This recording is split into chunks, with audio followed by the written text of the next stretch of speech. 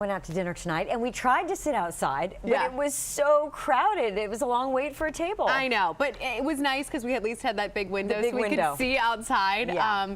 But I mean, everyone was out and about, Yeah. you know, Beautiful dining outside. day. I mean, and there were so many things going on. So Right. it was picture perfect. I want to say a big thank you for the folks at the Walk to End Lupus for inviting me to MC the event this morning. It was fantastic. I was there with you know, just about 1,500 people all supporting this cause to hopefully, you know, raise enough money to find a cure for this horrible autoimmune disease. But it was a great turnout. And again, I mean, we just could not have asked for better weather. I mean, look at the blue sky we had this morning, and the temperatures were still very comfortable in the 60s to start. And we made it to 84 degrees today at Reagan National, so well above our average of 68 degrees. Don't worry, we'll have much more opportunities in the coming weeks and months to get into the 70s and 80s. 72 the high today in Annapolis, a little bit cooler along the Chesapeake Bay. And even just before midnight, temperatures are still in the 50s and 60s. 68 degrees at Reagan National at this hour, 58 at Dulles.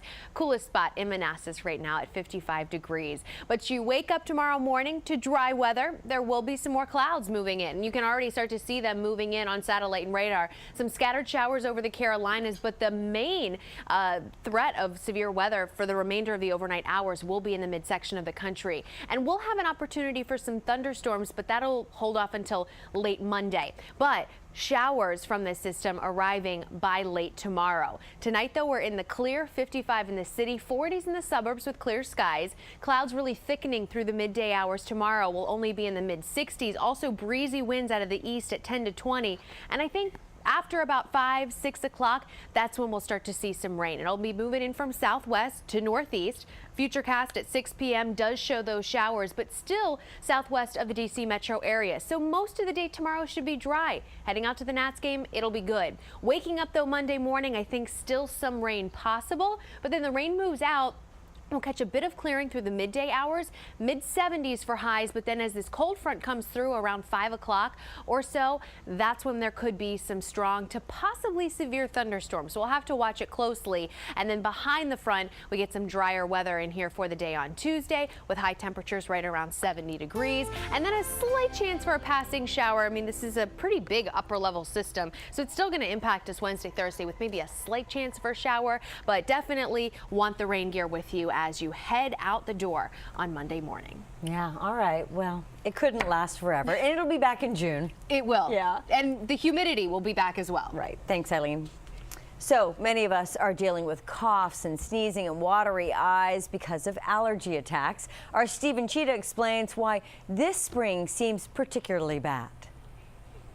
Springtime in the nation's capital. Pretty, real pretty, but this beauty can bite. In my throat, eyes a little itchy. Along with the sunshine and buds and blooms, pollen. It's runny nose, constant stuffiness, irritation, my nose, plugged up. You can't help but breathe it in, especially if you like to lunch in the park. They're definitely clogging my sinuses. I can't really breathe through my nose, but since the sun was out, I wanted to be able to sit in the warmth. That sudden warm-up may actually be why allergies seem worse this spring. The winter that wouldn't let go has the pollen hitting us harder and faster. When it's cold and all of a sudden things start to bloom, however, pollen is released quickly and people all of a sudden are exposed to stuff that they hadn't been exposed to all winter, and it bothers them. On the bright side, spring pollen season only lasts so long. They're not really bad right now for me. It gets worse like in the summer.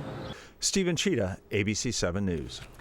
Coming up on Saturday News Extra, 18 holes and one shaky future.